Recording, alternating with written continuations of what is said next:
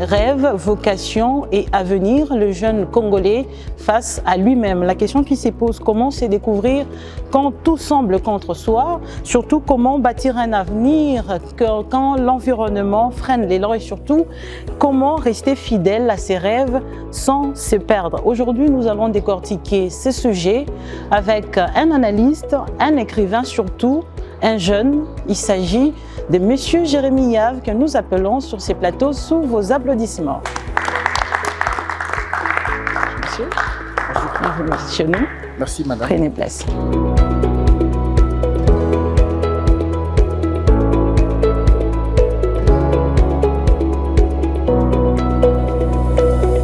Nous allons commencer notre émission.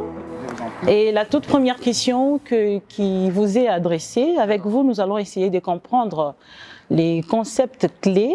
Et d'abord, selon vous, quelle est la différence, faites-vous, entre la vocation et le rêve? Merci madame de la question, qui est celle de savoir c'est quoi la différence entre la vocation et le rêve. La vocation, naturellement, est l'appel. La vocation est liée au destin. La vocation est liée à la mission de vie. La vocation est liée à ce qui vous attend avant que vous ne naissiez. La vocation est liée à ces personnes malades qui attendent que vous soyez là pour les guérir. La vocation est liée à ces maisons non construites qui attendent que vous soyez là pour les construire. Et le rêve en soi, il est comme une sorte de sous-vocation. Le rêve, c'est comme un flash. Mais le rêve est beaucoup plus lié à des ambitions par moments corrompues, des ambitions personnelles. Vous pouvez avoir un rêve, mais qui n'est pas en lien avec votre vocation. Le rêve peut être désaxé de votre mission de vie. Donc vous pouvez par exemple être naturellement un grand joueur, vous avez vocation à cela, mais vous rêvez toujours d'être un grand musicien. C'est que le rêve peut être déconnecté de vos profondeurs. Ça signifie que la vocation est mieux qu'un rêve, qu'une ambition simple qui souvent peut se construire en fonction de l'environnement, en fonction des papas, ce qu'il veut, en fonction de ce que maman veut, en fonction de ce que vous avez vu à la télé. Mais il faut faire attention, la vocation passe souvent par des flashs de rêve. Ok. Donc, et l'avenir, puisque ce mot réside dans notre sujet, c'est un peu vague. C'est quoi l'avenir selon votre compréhension? L'avenir, c'est hier. L'avenir, c'est hier. Évidemment. C'est trop philosophique. Non, ce n'est pas de la philosophie, je pense que c'est de la vérité. Parce que rappelez-vous, 5 ans avant, c'est aujourd'hui l'avenir. Ok. Alors l'avenir, c'est hier. L'avenir, c'est hier, l'avenir, c'est aujourd'hui. L'avenir, c'est demain qui n'a jamais existé. L'avenir, c'est hier, l'avenir aujourd'hui également, l'avenir, c'est demain. Alors, la deuxième question directement, est-ce que la société congolaise aujourd'hui valorise-t-elle le rêve des jeunes dans notre société? Bon, je pense franchement non. Je dis abruptement non. Pourquoi je dis ça? Ça peut paraître un peu drastique, oui, ou un peu rigoureux, mais c'est une évidence. Regardez les genres de travail que nous avons en RDC. C'est qu'on a des gens qui travaillent à KCC, MOMI, à la DGI, à la CNSS et le reste. C'est que ce sont des institutions qui n'exigent pas que vous ayez un rêve ou une ambition démesurée pour que vous soyez embauché. Et excusez-moi, mais l'embauche tue et le rêve, et la vocation, et l'ambition. Parce que quand vous êtes déjà dans la boîte de quelqu'un et que vous êtes payé mensuellement, cela endort vos rêves, cela endort vos ambitions. Parce que vous savez déjà, supposément, dans les deux bouts du monde, vous payez les études des enfants, vous les déposez à l'école, vous les ramenez, bon, vous allez vous inquiéter de quoi au fond? Okay. C'est qu'aussi longtemps que vous n'êtes pas dérangé, vous avez vos allocations familiales, il y a déjà les soins de santé, vous êtes payé, au fond, le sens de l'imagination va se mourir, parce que vous êtes pris en charge. Et regardez dans les pays d'outre-mer, vous allez voir, il y a des cyclistes, vous allez voir, il y a des peintres, vous allez voir, il y a des artistes, c'est vrai en RDC également, ils y sont. Mais vous sentez que ce sont des cyclistes, des peintres, les artistes qui sont dans le sens de l'imagination, dans la création, dans la décoration intérieure. Mais c'est maintenant ici qu'on a des gens comme ça. Et il y a un programme gouvernemental qui les accompagne. Il y a des autorités et aussi il y a même un budget du gouvernement lié, je sens qu'il y a un ministère de recherche scientifique, innovation et le reste. Je ne suis pas en train de vouloir réduire ce Toucher le ministère, haut, oui, évidemment, le haut qui n'existe pas d'ailleurs. On va y arriver petit à petit. oui. OK. Je ne suis pas en train de vouloir toucher à cela, mais du point de vue factuel, vous sentez qu'ici en RDC, quand vous avez, parce que souvent le rêve, l'ambition ou la vocation, au vrai sens du mot, quitte un peu les lignes tracées. Vous voyez, quand vous avez par exemple votre vocation, vous allez voir que ça sera un métier supposément qui n'a jamais existé, qui n'est pas connu de la société. Vous devez passer par un désert, par des manques, de la méfiance, du rejet. Souvent, ces choses liées aux profondeurs des humains sont liées à Bref, ça. la société congolaise n'accompagne pas le rêve des jeunes. Bon, très légèrement. Très légèrement. En termes concrets, D'accord. quels en sont les vrais ou les freins majeurs, D'accord. même de non-accompagnement là, de ces rêves? Ah, mais moi, je pense qu'ils sont multiples. Hein. C'est quoi? En quelques mots, 2 ou 3 freins majeurs? Bon, le Congolais ne fait pas confiance aux Congolais. Ouais, parce que si, pour soutenir quelqu'un, il faut lui faire confiance. Le Congolais n'aime pas le Congolais. Pour aider quelqu'un, il faut l'aimer. Troisièmement, le Congolais apprécie plus ce qui vient d'ailleurs que ce qui est chez soi. Donc, si vous avez le sens d'apprécier ce qu'il y a chez vous, vous allez le soutenir. Et vous allez voir naturellement que, regardez même à Lubumbashi, quand on invite un artiste d'ailleurs, ben c'est tout le monde qui est là. Même si c'est poupée 1000 $, tout le monde est là. Mais quand ce sont nos amis d'ici, bon, vous sentez que les gens sont un peu réticents. Et ça donne l'impression que ceux d'ici, si vous aimez les gens ou les choses d'ici, vous êtes déconnecté de la mondialisation, vous êtes supposément villageois. Je suis un peu direct. Mais c'est quand vous parlez de la pizza, du caviar, Un peu de l'Occident, quoi. quand vous êtes occidentalisé, que supposément vous êtes évolué. Alors ça nous a corrompus, et du point de vue gouvernemental, et du point de vue même de l'instruction. Quand un enfant sait comment s'appelait la concubine de Napoléon Bonaparte, il est intelligent. Mais quand il ne sait pas la femme de Lumumba c'est qui, bon, cela ne pose aucun problème. D'accord. Alors, si je comprends bien, il y a beaucoup de choses à dire sur le frein majeur de non-accompagnement de jeunes en ce qui concerne leurs rêves ainsi que leur vocation. Alors, directement, il y a une question qui me vient à l'esprit, celle de savoir, est-ce qu'aujourd'hui, un jeune en RDC peut-il réussir sans appui ou réseau? Réseau, je ne parle pas des réseaux sociaux, mais je parle de parapluie. Il faut être X, il faut être l'enfant des tels. Est-ce que c'est possible? D'ailleurs, c'est même ça la réussite. Expliquez-vous quand même. Bon, si vous avez déjà le réseau, vous avez déjà des gens Est-ce que qui c'est vous possible connectent. même de réussir sans ce réseau-là? Bon, c'est quoi d'abord réussir? Bon, on ne pose pas aux journalistes des questions, hein, mais je suis en train de vouloir... c'est une émission. Si on va donner des réponses superficielles, ça ne vaut pas une émission. Il faudrait que tout le monde comprenne et que tout le monde qui suit doit comprendre. Tout le monde comprendra. Parce que si on pense que tout le monde ne va pas comprendre, on sera prétentieux. Non, on aura l'impression que... Mais là, Tout à fait, tout à fait. Oui. C'est quoi réussir? Réussir, c'est quand on a la paix du cœur. Vous voyez au fond? Réussir, c'est quand on n'est pas tourmenté au fond de soi. Alors, dans le monde du dehors, ça va se factualiser par un cabello, un véhicule luxueux, une belle maison. Mais vous allez vous rendre compte que ces choses, c'est pour la tranquillité de l'âme. Alors réussir, quand on va déconnecter de cela, de tout ce qui est lié à la sécularité, à la vanité, réussir, c'est quand vous êtes en paix.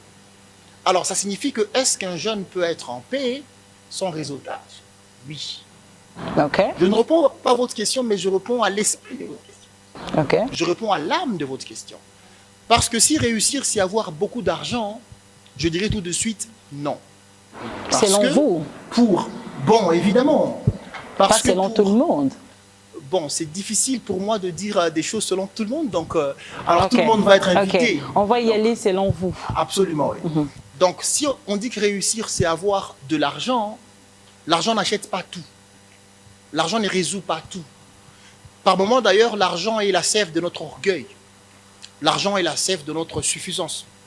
Vous allez voir un monsieur, quand il a beaucoup d'argent, il est imbu de lui-même. Parce qu'il est supposément dans le tout est possible, tout lui est possible, tout lui serait possible. Alors, de ce point de vue, un jeune qui est déjà dans un réseau, il est fils d'eux ou bien il est fille d'eux, il est connecté à X ou Y personnes, on ne parlerait pas de la réussite. On parlerait de la continuation, supposément du succès, de la continuation d'un certain progrès matériel. c'est comme une sorte d'alternance. Mais réussir, au fond, pour atteindre la dimension de la paix intérieure, c'est quand vous faites face au rejet. Okay. C'est que vous voulez entrer, on vous dit, vous non. Vous dites pourquoi? Bon, parce que vous ne... c'est pas votre classe. Monsieur Jérémy, le choix déjà sur votre personne n'a pas été un hasard. Nous avons vu récemment beaucoup d'affiches qui circulaient sur une conférence que vous êtes en train d'ailleurs d'organiser pour les 10, si je ne me trompe pas, les 10 octobre. Vous avez choisi un thème critique, la découverte de soi. Et vous n'êtes pas à la première édition. Vous êtes jeune, vous avez choisi quand même un thème critique.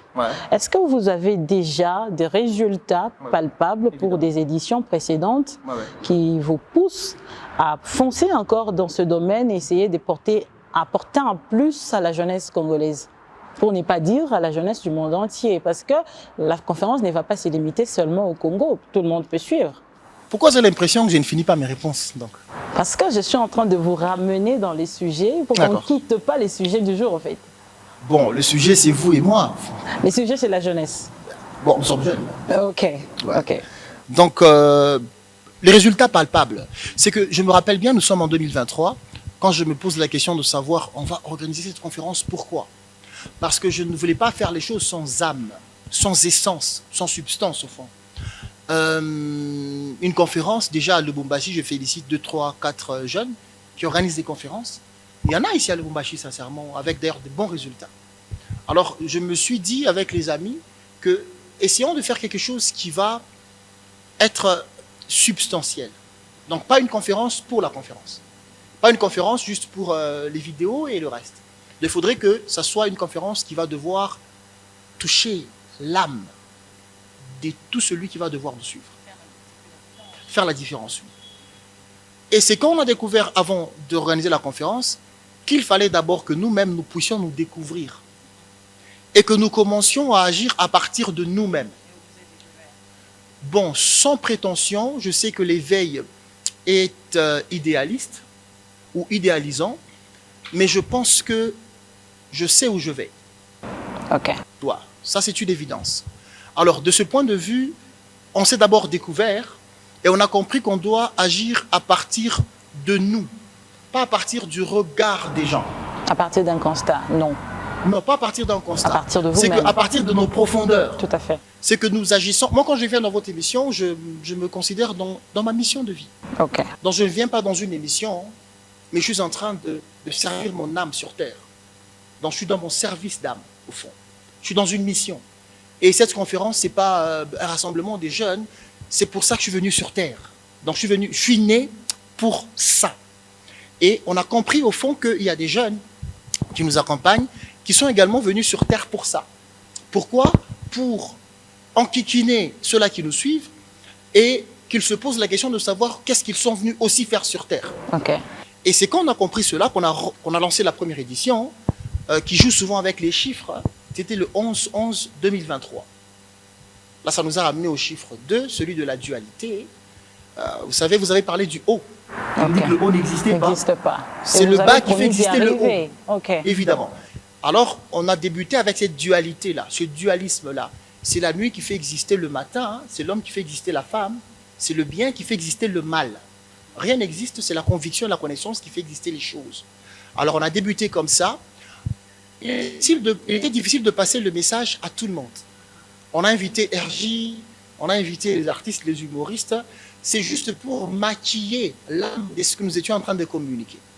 Et depuis ce jour-là, je vous assure, madame, il y a plusieurs jeunes aujourd'hui, vous pouvez le rencontrer, il n'a pas supposément des sous, il n'est pas prétendument d'une famille aisée, okay. Mais il a la tranquillité, la sérénité, et il travaille pas dur, mais il travaille pour son essence, et il est convaincu que dans la vanité, sous peu, pas pour sa propre gloire, il va s'épanouir aussi peut-être pour flatter les yeux du monde. Est-ce que ces personnes sont dans votre ceinture pour vérifier ce que vous dites? Parce que si on doit parler des résultats de vos précédentes éditions, est-ce que ces personnes sont dans votre ceinture, si peut-être dans le public, pour vérifier ce que vous êtes en train de dire? Au moins, ça donne le poids à X ou Y qui nous suit pour venir participer à cette conférence, même si ce n'est pas les sujets du jour. Je vous en prie, madame. Là, vous voulez m'éprouver. Éprouver. Nous sommes sur les faits palpables. Je vous en prie, madame. OK. Parce qu'au fond, quand nous sommes venus ici dans cette somptueuse salle, avant de venir s'asseoir ici, nous étions derrière, il y a un aquarium, il y a des poissons. Vous allez appeler ça un fait palpable, mais ce n'est pas le même regard qu'on a sur ce poisson-là. Vous voyez au fond, c'est que même s'il faut qu'on parle des faits, on n'aura pas le même point de vue. Ou le même regard. On n'aura pas le même regard au fond. Parce que, bon, je m'excuse, c'est pas que je suis bibliste, hein, c'est pour qu'on se cerne. Pour la Bible, la ceinture, c'est la vérité. C'est que si vous dites, est-ce que dans notre ceinture, il y a des gens qui pourraient attester cela, à mon sens, c'est que dans votre vérité, vous voyez au fond, Okay. c'est quand vous voyez la ceinture, ma ceinture ici, c'est ma vérité. Vous voyez au fond, alors que dans votre question, vous pensiez aux gens qui sont venus avec moi. Pas nécessairement. Ah ok, alors vous parlez de qui? Des gens qui ont connu un changement au travers vos éditions précédentes de la conférence et qui peuvent être des témoignages vivants pour prouver que des conférences ou cette découverte de soi, qui est le thème de cette conférence de l'édition 2025, peut avoir gain de cause et tout le monde peut y participer, au moins il y a des résultats. Vous savez, Je ne sais pas si vous me comprenez. Je ou... vous comprends super bien. Tout ce que je suis en train de lutter, c'est que je ne veux pas entrer dans votre philosophie, mais je veux qu'on soit terre à terre pour que X ou Y, que tout le monde nous suive. Alors, les preuves, plutôt, les preuves palpables de résultats, des bons résultats de vos conférences, des éditions passées, est-ce qu'il y en a déjà pour que celles-ci soient aussi motivatrices? Je vous donne des preuves palpables. Récemment, il y a eu iPhone 17. Hein? Okay. C'est une preuve palpable. Pas de votre conférence. Nous vous en faites pas bonheur. Ok. C'est une preuve palpable de la conférence. Parce qu'au fond, la conférence n'a jamais eu lieu à Baalis. Alors que, physiquement parlant, on a été à Baalis. Baalis est au fond de moi. Vous voyez, Baalis n'est pas sur boulevard Msiri, tout ça. Même Jardin du Bonheur, ici, c'est au fond de moi. Mais vous voyez ça au dehors. Vous voyez au fond. Sûrement, on va se cerner au fur et à mesure. Il y a eu iPhone 17 ici, avec beaucoup de bruit déjà. Mais dans ma ceinture, dans notre ceinture... Dans votre vérité, s'il faut emprunter... Non, là je parle de la ceinture de l'entourage. Ok, ok. Dans notre ceinture, ça ne fait battre aucun cœur d'aucun jeune qui nous entoure. Ils ne sont pas corrompus. Dans notre ceinture, il n'y a pas celui qui est très supérieur ou moins supérieur. C'est une preuve palpable. Dans notre ceinture, nous savons que souvent nous sommes enchaînés par des envies, des désirs. Et quand, par exemple, je vous regarde, moi je suis marié, hein. Okay. Quand je vous regarde et que je vous convoite, je me vois tout de suite enchaîné. C'est que je ne vous vois pas comme une belle femme. Je me vois enchaîné. Donc quand vous êtes devant moi et que j'arrive à fléchir, je sens que je suis enchaîné. Quand vous êtes devant moi et que je parle sans être corrompu, je me sens libre. Et c'est ça le résultat qu'on est en train d'avoir avec tous ces jeunes qui sont maintenant debout, qui n'envient pas les gens qui ont beaucoup d'argent, qui n'envient pas les belles femmes, Dubaï, États-Unis, parce qu'ils savent que tout ça se cache au fond d'eux. J'ai du mal à vous croire par rapport à la conviction sur les convictions des autres. Voilà, vous êtes en train de suivre débat public, nous sommes en train de décortiquer un sujet profond et urgent d'ailleurs. Il s'agit du rêve, de la vocation et de l'avenir, le jeune Congolais face à lui-même. Et nous avons eu l'honneur de recevoir sur ces plateaux Monsieur Jérémy Yave et nous allons prendre la toute dernière question avant de prendre une ou deux questions dans le public puisque notre émission a comme philosophie initier le public à la participation de l'émission. Alors, la toute dernière question pour notre part, c'est quel est le mot en termes, j'ai pas dit la phrase, j'ai pas dit le paragraphe, quel est le mot que vous pouvez dire à un jeune Congolais aujourd'hui en ce qui concerne son rêve, sa vocation pour son avenir? Soit. Soit. Le mot. D'accord. Nous allons prendre 2 ou 3 questions dans le public qui seront adressées à Monsieur Jérémy Yave. La toute première, si la technique peut nous apprêter déjà un micro pour prendre la toute première question. Il s'agit de vous présenter et vous poser votre question. La première, Monsieur Dieudonné, allez-y. Salut à tous. Salut. Dieudonné, journaliste de sport à Lubumbashi. Enchanté. La question que je me pose, c'est j'ai bien aimé les conférences que vous organisez. Merci. J'en suis fan. Merci. L'objectif derrière tout ça n'est pas d'avoir une mobilisation autour de vous pour que, voilà, en 2028, vous redeveniez candidat comme avant. Ah d'accord, merci beaucoup. Moi je pense que je voudrais prochainement qu'on ait plus de temps. Même Pour en sans parler. filmer. Ok. Même sans filmer, on échange. Parce que l'objectif est que je postule en 2028. Je me suis retrouvé adhérent au parti de Excellence Adolphe Mouzito en 2021. Donc vous êtes fédéral d'ailleurs ici. Évidemment, fédéral dans le Haut-Katanga. Ok. Excusez-moi, je ne crois pas en la politique. Je m'excuse déjà. Alors je me retrouve adhérent en 2021 et j'adhère tout de suite, je devais le faire. Alors que en 2018, j'ai débuté comme membre de la société civile. En 2009, j'ai fui journaliste. J'ai débuté le journalisme. En 2006, je suis avec papa et maman. Papa me dit, toi tu seras ministre, il faut que tu apprennes à parler. C'est en 2006. Alors que quand je suis né, j'ai commencé à parler à l'âge de 6 mois. Vous voyez au fond? Alors, on va devoir savoir. Et en 2021, pourquoi est-ce que Excellence Mouzito m'a accepté? Parce qu'on m'a proposé. Il a dit, envoie-moi la vidéo de ce petit-là. On envoie la vidéo. Il voit la première vidéo, il dit, c'est bon, qu'il devienne fédéral. J'ai commencé à parler à l'âge de 6 mois. Mon père m'a fait faire des exercices en 2006. Alors, j'ai adhéré au Nouvel Élan en 2021 ou à 6 mois quand je commençais à parler? À 6 mois quand je commençais à parler. Parce que le jour où Excellence Mouzito a demandé la vidéo, si je n'étais pas un bon parleur, il n'allait pas me prendre. C'est que c'est depuis 6 mois que j'étais fédéral au Nouvel Élan. Vous voyez au fond. Ça signifie déjà de ce point de vue que quand je pose des actes, je ne les pose pas pour un calcul. Tout est déjà là. Je ne calcule rien. C'est ça le 7e jour, le repos dans lequel Dieu se retrouve. Quand on calcule des choses, on sera corrompu. Quand on fait des choses pour... et puis après, maintenant, je serai, mais tu seras. Tu n'es pas maître de ton souffle de vie. C'est que c'est très loin de ma perception des choses. Même s'il avait que je postule en 2028, ça n'aura rien à voir avec toute la mobilisation qu'on fait ici. Parce que la politique n'est pas ce que nous voyons. Je vous ai donné un exemple aussi concret. C'est parce que supposément, j'ai bien parlé dans la vidéo, que j'ai été nommé fédéral, mais j'ai commencé à parler depuis 6 mois. Et mon père le parle beaucoup, et il parle bien. Je pense déjà dans mon père, j'ai parlé bien. Donc j'avais adhéré au Nouvel Élan avant que le Nouvel Élan ne soit créé. Mon père est de 61. Il parlait bien depuis 61, donc déjà depuis 1961, j'étais en lui, en train de bien parler, avant que je ne puisse naître en 1990. Ok, nous allons prendre une deuxième question. Oui, vous allez passer le micro à notre ami. Il va se présenter et poser sa question. Merci pour la parole. J'ai aimé la façon dont vous avez presté. Comment vous appelez, monsieur? Moi, c'est Francis Kalassa. Enchanté. Je vais poser des questions. La toute première, c'est savoir, lorsque vous avez dit l'avenir du hier, aujourd'hui, donc vous avez un peu, je ne sais pas si c'est supprimé plutôt l'avenir de demain.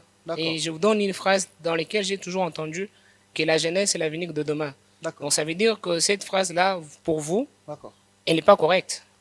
Je ne sais pas, je ne sais pas si vous avez compris sa phrase. Vous avez dit l'avenir c'est hier et aujourd'hui, Oui. donc demain est incertain. Absolument. Oui. Et la deuxième question, comment on peut se découvrir tant que vous-même, vous aviez dit bien là, en disant que on s'y prime pour demain, tant que si je me découvrais, par exemple, j'étais artiste, comédien, et que je pourrais un peu faire quelque chose de plus demain, et qu'aujourd'hui, je me suis dit, là, aujourd'hui, j'entends un peu, je suis un peu l'émission, et puis je me dis, demain, on a déjà supprimé la journée de demain, là, ça serait un peu compliqué de moi-même, compte tenu parce que je viens de me découvrir maintenant. D'accord. J'aimerais un peu que vous pouvez un peu m'expliquer par rapport à ce que vous venez un peu de dire là.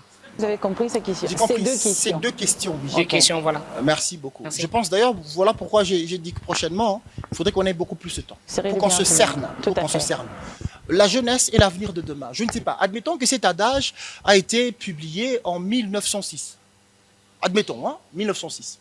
C'est que déjà, la jeunesse de 1906, attendez, demain, c'était, je pense, 1910, pour dire c'est aujourd'hui. Nous sommes en 2025.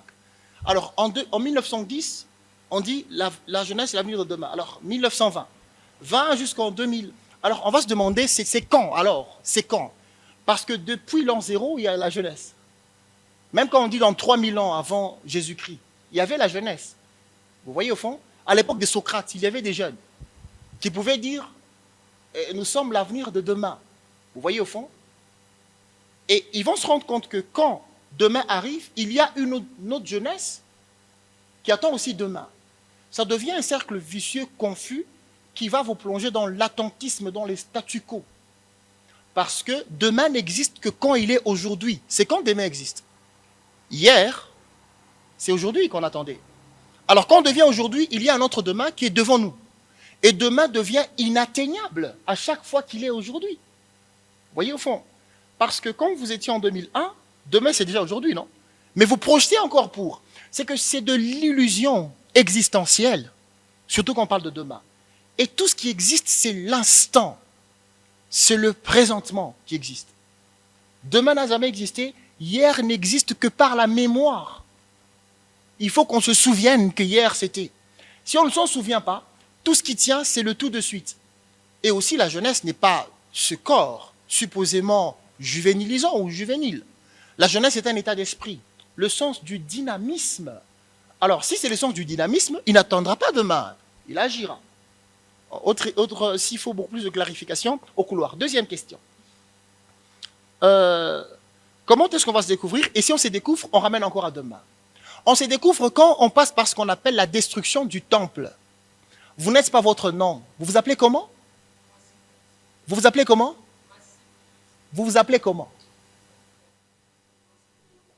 Vous vous appelez comment? Non, j'ai déjà compris la réponse. Vous vous appelez comment? Vous vous appelez comment?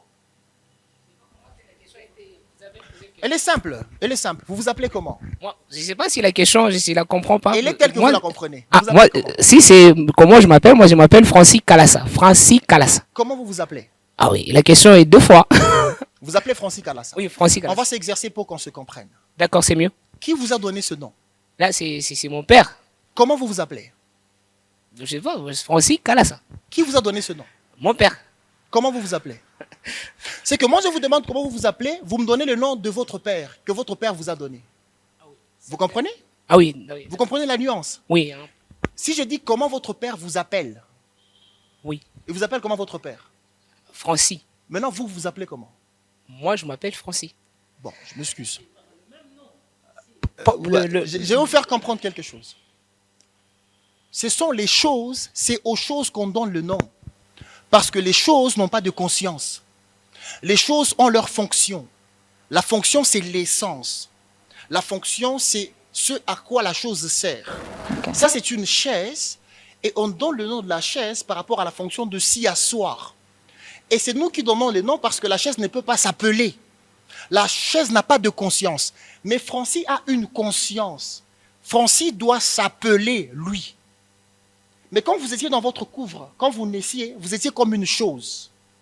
Un bébé qui ne sait pas il est où. Hein, il fallait prendre du temps pour savoir que ça c'est papa, ça c'est maman. Vous voyez, tu n'étais pas à la maternité, là, tu dis papa. Non, il te fallait du temps. Et là c'est normal qu'on te donne un nom parce que tu ne connais rien. C'est quand on t'a appelé Francis. Mais quand tu as atteint l'âge de la conscience, tu dois arrêter le nom qu'on t'a donné par ton père pour te trouver ton propre nom. Parce que ton père ne te connaît pas mieux que toi-même. Tu te connais plus que papa. Et papa ne peut pas t'appeler. Tu dois t'appeler.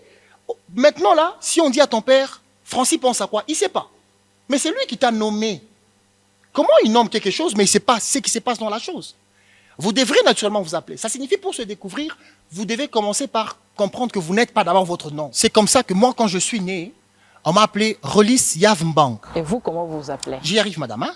Oui, il me fallait beaucoup de temps. Pour qu'ils comprennent. Ne vous en faites pas. Ok. Hein? Moi, quand je suis venu sur Terre en 1990, le 5 octobre, vendredi à 9h15, on m'a appelé Relis Yavmbank. Je dis à mon père, pourquoi on m'avait appelé Relis? Parce que quand je naissais, papa et maman voulaient se séparer. Alors quand je nais, on dit Maman Brona Mimba, hein? Bekale Pamoya. Ça provient du verbe relier. Voilà pourquoi je suis venu aussi pour relier les ténèbres et l'obscurité, je les mets ensemble. Vous voyez, c'est ma mission de vie. Ok. C'est que on m'appelle Relis Yavmbank par mon père. Après, dans la religion, quand j'évolue, mon père est pasteur. Quand j'évolue, je reçois le baptême. On m'appelle Jérémie. C'est le pasteur qui me donne le nom. Tu deviens Jérémie. Je deviens Jérémie Yavmbank. Et puis après, je dis, bon, Relis, c'est mon père. Jérémie, c'est mon pasteur. Et moi, j'ai commencé à me chercher dans mon 6e livre Vérité secrète. Je me suis trouvé que je m'appelais Arcane Oulé. Vous voyez au fond? Ok. C'est que moi, je m'appelle Arcane Oulé. Voilà pourquoi je suis habillé comme ça. Que veut dire? Mystère élu.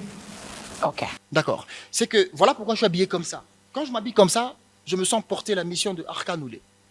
Donc là, quand je parle, c'est pas Jérémie qui parle. Parce que moi, j'ai une femme et des enfants. Je peux pas dire à ma femme que comment tu t'appelles? Ça, c'est ton père. Comment tu... Non. À ma femme, je dis, tu me mets la bouffe. Chérie, comment tu vas? Je fais des bisous. Mais ici, je parle comme Arcane Oulé. Mais je sais que je ne suis pas Arcane Oulé. Vous voyez au fond? Je suis ce qui est en vous. Je suis en vous, je suis en vous, je suis en vous, je suis en vous, je suis en lui. Je suis dans les poissons que j'ai regardés là-bas. Ok. Ouais. Je ne sais pas si notre ami est satisfait, mais on va prendre la question. Vous avez une sous-question? Ok. Nous allons prendre une autre question. Oui, vous pouvez donner le micro s'il vous plaît. Bonjour, David Kabamba, journaliste indépendant. Alors j'ai 2 petites questions, monsieur Jérémy. La première, on va sortir un peu de la philosophie. Toute cette philosophie et littérature. Croyez-vous en la jeunesse congolaise au regard de tout le soubresaut auquel elle fait face, notamment le chômage, le refus du changement de la classe dirigeante. On a de vieux qui travaillent depuis Kassavoubou jusqu'ici et qui refusent de céder le fauteuil. Alors, quel mécanisme la jeunesse congolaise va mettre en place pour sortir le pays de l'agonie, puisqu'on est en train de nous rendre compte qu'avec ces vieux, on est en train de sombrer. La deuxième question, c'est en rapport avec votre conférence du 10-10. D'accord. C'est quoi la motivation derrière les thèmes, la découverte de soi? D'accord, merci. Bon, je pense premièrement que je crois d'abord en moi. Parce que si je ne crois pas en moi, je ne croirai en personne. C'est que si je n'ai pas foi en moi, et je dis que je crois en la jeunesse, c'est une fausse croyance. Vous voyez? Donc vous allez vous mettez aussi à ma place. C'est que d'abord, avant de vous lever, vous avez cru en vous, en votre question. Et vous me l'avez posée. C'est que je crois en moi et je crois... Et l'incidence de la croyance en moi ramène à la jeunesse. Oui, je crois en la jeunesse congolaise. Je crois en elle, pourquoi? Parce que, d'ailleurs, je pense que sur les 50-100 ans, si on doit parler de manière séculière ou temporelle, cette jeunesse sera debout de la manière la plus renversante. Elle sera la plus grande jeunesse et la puissante jeunesse de toute la planète Terre, y compris dans les mondes des animaux et le reste. Pourquoi je dis cela? Parce que ce qui forge un homme ou un jeune, c'est la dureté de la vie. La jeunesse congolaise assiste à un spectacle monstrueux, criant. C'est des jeunes qui n'ont pas d'emploi, c'est des jeunes qui sont, je m'excuse, monstrueusement instruits.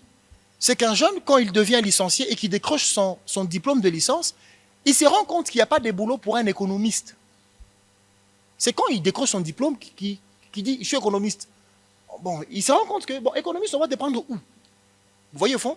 Je suis juriste, on va dépendre où? Soit tu débutes ton cabinet d'avocat, ou soit tu te spécialises. C'est que ce sont des jeunes qui ont été aussi dans une supercherie liée à la colonisation. Ce sont des jeunes qui sont corrompus par la religion. Vous voyez au fond? Des jeunes qui sont corrompus par le français. Et quand je parle français comme ça, il y a des jeunes, quand ils parlent français, ils ont l'impression qu'ils sont intelligents. Quand la ministre parle mal français, on va tous se mettre à rire. On dit qu'elle n'est pas intelligente. On est corrompu au fond. Quand quelqu'un parle mal swahili, on ne s'en moque pas. Mais quand quelqu'un commet une erreur dans une langue étrangère, on s'en moque. Quand on parle bien, donc c'est une jeunesse qui est corrompue.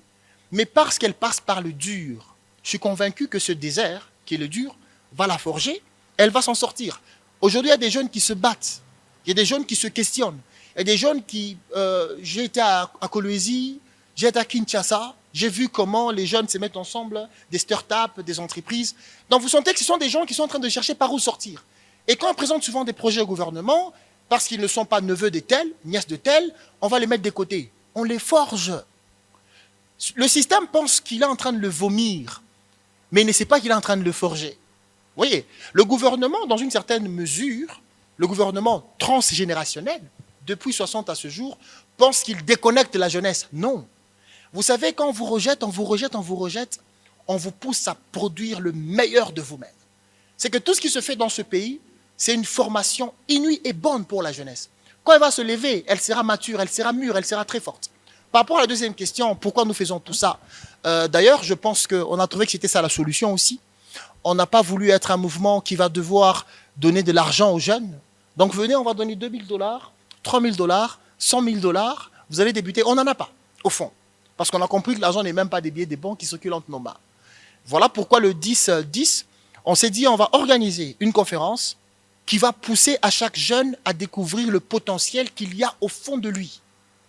Vous savez, M. David, je le dis avec beaucoup de conviction, regardez tous les prétendument millionnaires, les milliardaires. Personne ne travaille à la DGI, hein, la DGI même des États-Unis. Hein. Personne ne travaille, c'est pas à CNSS ou KCC. Desgérades et autres. Desgérades, non. Tous ces millionnaires, ce sont des gens qui ont cru en eux et qui ont commencé à développer une application par ici, un ceci par cela. On a Apple, on a Microsoft et le reste.